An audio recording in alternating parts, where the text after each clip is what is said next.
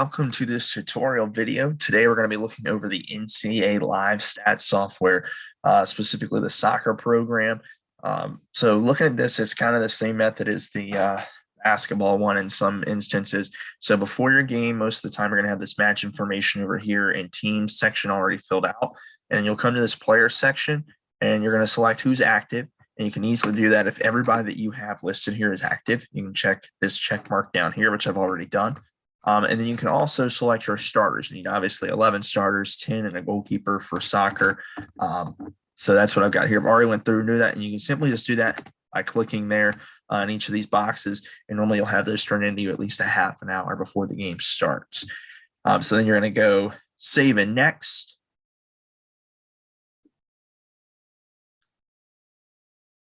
So next, you're going to come to this print settings screen. You can kind of skip the formations. That's not super important, especially not at certain levels. Certain coaches might want it, but for our purposes today, we're not going to use that.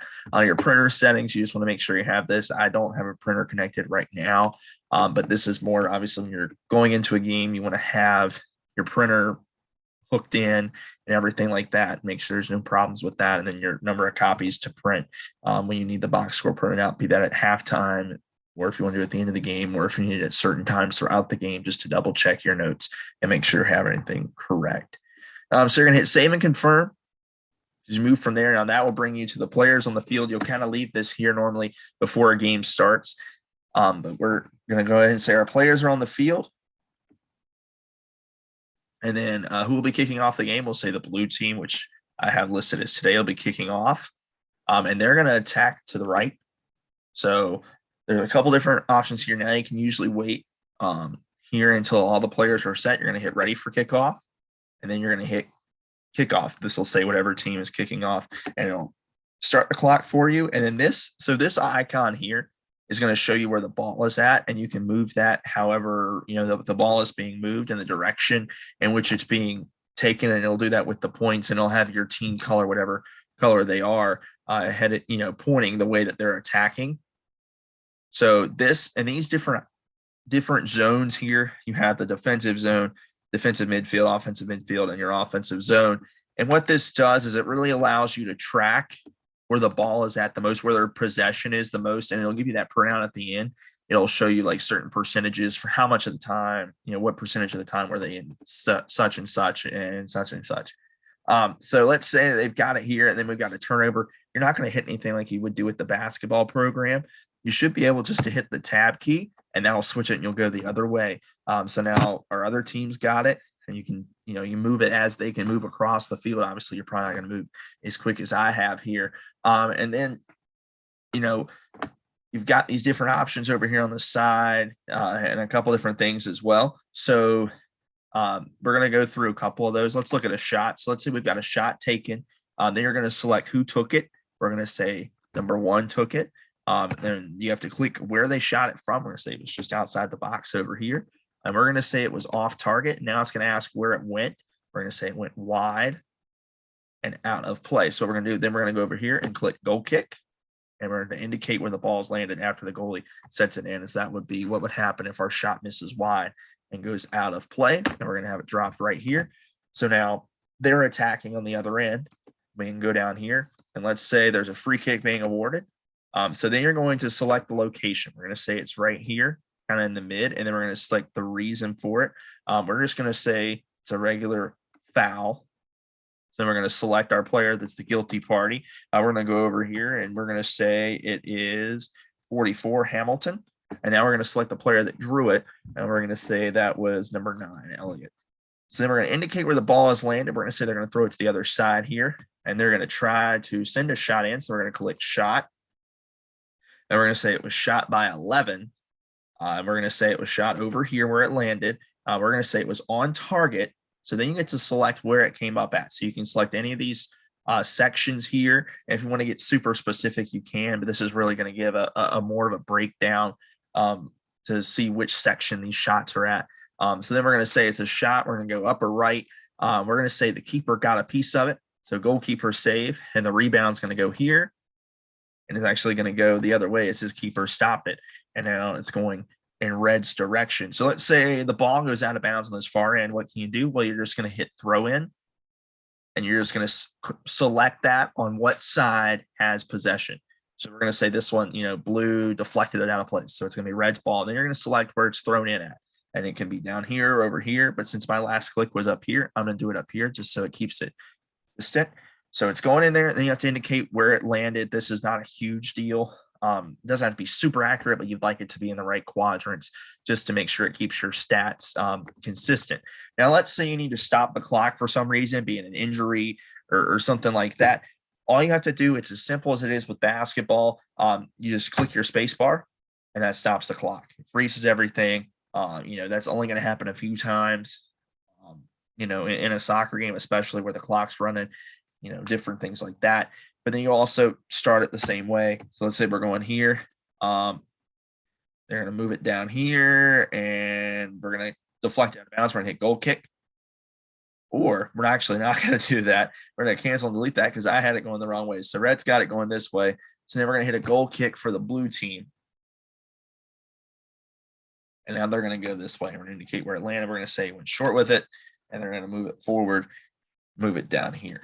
So now let's say, they get a shot. We're going to say it gets saved. So they're going to take a shot. We're going to say 9 took it, and they took it from just outside the box. It was saved. We're going to say it's on target. It was mid. Goalkeeper saved it, rebound right back here. We're going to say goal. Now, if they score, you're going to stop your clock and you're going to hit goal. And then it's going to ask you who scored the goal. And we're going to say it was the rebound. So on the rebound, 3 scored. They're going to select where it came from. And obviously it's going to have it pre-selected where you had it kind of clicked before. And that's where I'm going to keep it at, is right there. And it's going to ask where it went in. So I'm going to say it went here. And then you have these other details down here that you want to put, if it was left-handed, right hand, left foot, right foot, headed in, other. You select the other option. It's just going to say that, it's not going to put any extra details in your printouts. Then were there any assists? In this scenario, I'm going to say there was an assist by the original shot taker. So I'm going to select that here in 9. And if you don't know who originally took your shot, you can always look back here, in your recent actions. And if you need to, you can always flag something, and that'll take you back to that, which we don't really need to do that at this moment in time. We're going to keep it flagged just in case, because I did that. And we're going to say there's no secondary assist. So then, the other team's going to kick it off to start, and you can do that whenever play starts back up, and you'll have to start your clock manually when they do. And now they're headed this direction. So let's say we're going to have one. We're going to have a throw in for blue down here. But before that happens, we're going to have substitutions. So let's say we're going to go to substitution, and then you select the players that are coming off. You're going to click this X next to them. So let's say for blue, we're going to say 11 is going to come out and 16 is going to come in. And then we're also going to say 1's going to come out and 7's going to come in. So they'll go into the game. If you need to, what you can do is you can hit this wave sub option, and that takes everybody out.